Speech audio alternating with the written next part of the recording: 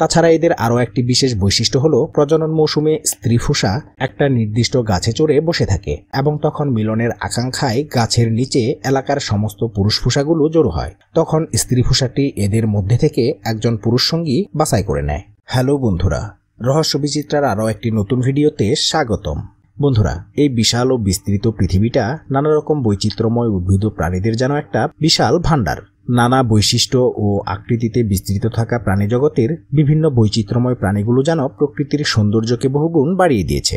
সাধারণভাবে অতি পরিচিত কিছু প্রাণী ছাড়া অন্যান্য আরও বহু প্রজাতির প্রাণীদের খবর আমরা তেমন একটা রাখি না, অথচ এই পৃথিবীতে এমন অজস্র প্রাণী রয়েছে যারা তাদের ব্যতিক্রমী সৌন্দর্যের জন্য বিশেষ মনোযোগ আকর্ষণের দাবি রাখে। এই বৈচিত্র্যময় প্রাণীজগতের অদ্ভুত ও দুর্লভ কিছু প্রাণীর পরিচিতি নিয়ে আমাদের আজকের আয়োজন। চলুন বন্ধুরা, ভিডিওটি শুরু করা যাক। বন্ধুরা, ভিডিওর শুরুতে যে ব্যতিক্রমী বৈশিষ্ট্যের প্রাণীটিকে নিয়ে কথা বলবো তার নাম হলো বাবিরুসা। সাধারণত ইন্দোনেশিয়ায় অবস্থিত গহীন বনে ঢাকা অসংখ্য দ্বীপের মাঝেই এই বাবিরুসা নামক বিচিত্র প্রাণীটিকে সন্তর্পণে ঘুরে বেড়াতে দেখা যায়। এগুলোকে হঠাৎ দূর থেকে দেখলে মনে হবে যেন প্রাগৈতিহাসিক কোনো প্রাণী চড়ে বেড়াচ্ছে। বাবিরুসার সামনের দুপাটি দাঁতের অদ্ভুত গঠনের কারণেই সাধারণত এমনটি মনে হয়ে থাকে।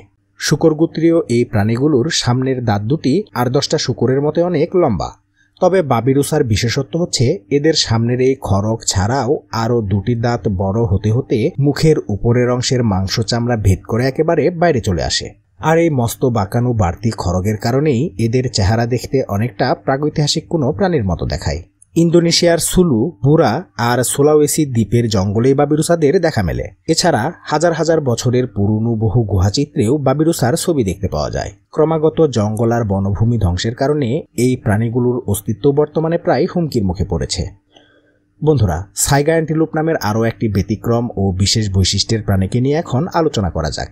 সাধারণত সাইবেরিয়া ও মঙ্গোলিয়ার কিছু অঞ্চল, কাজাখস্তান, উজবেকিস্তান ও তুর্কমেনিস্তানের ঊষর মরুভূমিতে এদের দেখা পাওয়া যায়। দল বেঁধে চড়ে বেড়ানো এই তৃণভোজী প্রাণীগুলোর সবচেয়ে বিচিত্র অংশটি হচ্ছে এদের নাক। দূর থেকে যে কেউই এদের অদ্ভুত গঠনের নাক দুটিকে দেখে ছোট্ট একটা সুর ভেবে ভুল করে ফেলতে পারেন। সাধারণত 3 ফুটের মতো উঁচু এই প্রাণীগুলোর মধ্যে শুধু পুরুষদেরই শক্ত ও মোটা শিং গজায়। 1850 সাল থেকে শিংয়ের লোভে ব্যাপকভাবে এই প্রাণীগুলোকে হত্যা করা হয়। সোভিয়েত আমলে এদের সংখ্যা 20 লক্ষে পৌঁছালেও কয়েকটি মড়কের কারণে কমতে কমতে তা বর্তমানে প্রায় 50,000-এ এসে ঠেকেছে। বন্ধুরা, এমনই আরও একটি অদ্ভুত দর্শন প্রাণীর নাম হলো ফোসা। বিড়াল আর কুকুরের মাঝামাঝি দেখতে এই প্রাণীটির 6 ফুট লম্বা শরীরের অর্ধেকটা জুড়ে একটি বিশালাকার লেজ রয়েছে।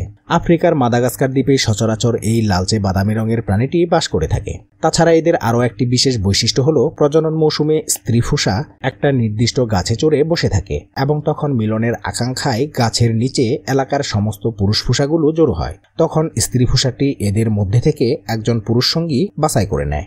ভয় পেলে এদের গ্ল্যান্ড থেকে এক ধরনের গন্ধযুক্ত তরল নিঃসৃত হয়। নিশাচর এই প্রাণীগুলো দেখতে খুব সুন্দর হলেও লেমুর এবং অন্যান্য ছোটখাটো প্রাণীদের জন্য এটি সাক্ষাৎ জমের মতো।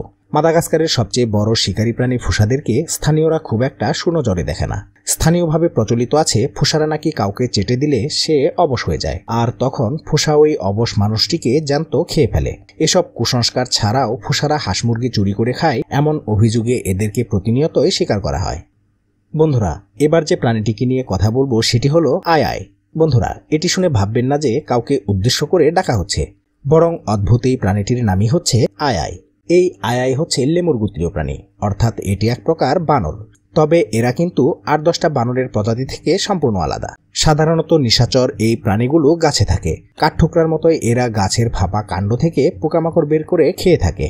আইদের সামনের পায়ে থাকা সরু একটি আঙুল দিয়ে তারা পোকামাকড় টেনে বের করে আনে। আফ্রিকার মাদাগাস্কার দ্বীপেই এই ধূসর, সাদা, কালো আর বাদামি রঙের মিশ্রণের প্রাণীগুলোকে দেখা যায়। এরা সাধারণত 40 সেন্টিমিটারের মতো লম্বা হয়ে থাকে।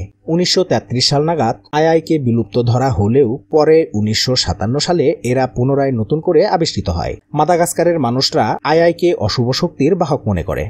এখানকার প্রচলিত বিশ্বাস হলো আই তার হাতের আঙ্গুলটি কারো দিকে নির্দেশ করলে খুব শীঘ্রই সেই নির্দিষ্ট ব্যক্তিটির মৃত্যু হবে। এছাড়াও আইরা নাকি গভীর রাতে ঘরে ঢুকে আঙ্গুল দিয়ে মানুষের গলা ফুটো করে হত্যা করে। এমনই নানা রকম ভ্রান্ত বিশ্বাসের বশবর্তী হয়ে ব্যাপকভাবে হত্যা চালানোর ফলে বর্তমানে আইদের সংখ্যা অনেকটা কমে গেছে। বন্ধুরা, এবারে কেশরওয়ালা এক বিশেষ প্রকার নেকড়ের আলোচনা করে ভিডিওটি শেষ করব। সচরাচর আমরা জানি যে পুরুষ সিংহেরই কেশর থাকে, কিন্তু একটি নেকড়ে যদি কেশর নিয়ে ঘুরে বেড়াতে থাকে তাহলে সেটা দেখতে বেশ অদ্ভুতই লাগবে।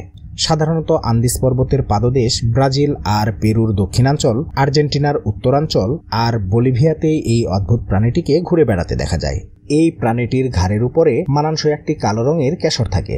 প্রায় 3 ফুট উঁচু ও 5 ফুট লম্বা এই প্রাণীগুলো একাকী শিকার করতেই পছন্দ করে। সাধারণত এরা মানুষ দেখলেই দৌড়ে পালায়। এককালে কেশরের লোভে এদেরকে গুলি করে হত্যা করা হতো। নামে কেশরওয়ালা নেকড়ে হলেও আদতে এরা কিন্তু নেকড়ে বা শেয়াল নয়, বরং এটি এদের থেকে সম্পূর্ণ এক ভিন্ন প্রজাতি। সাধারণত ছোটখাটো তৃণভোজী প্রাণীদেরকে এরা খাদ্য হিসেবে গ্রহণ করে থাকে। ইদানিং আবাস ধ্বংসের কারণে এদের সংখ্যা দ্রুত কমে আসছে। এই প্রজাতির প্রাণীটি সাধারণত 15 থেকে 20 বছর বয়স পর্যন্ত বেঁচে থাকে। তো বন্ধুরা, আজকের ভিডিওটি এই পর্যন্তই। ভিডিওটি আপনাদের কাছে কেমন লাগলো তা কমেন্টে লিখে জানাতে ভুলবেন না। ভালো লাগলে অবশ্যই একটি লাইক দিবেন আর চ্যানেলটিকে সাবস্ক্রাইব করে পাশে থাকা বেল বাটনটি অন করে দেওয়ার অনুরোধ তো থাকলোই। কথা হবে পরবর্তী ভিডিওতে। ভালো থাকবেন সবাই, ধন্যবাদ।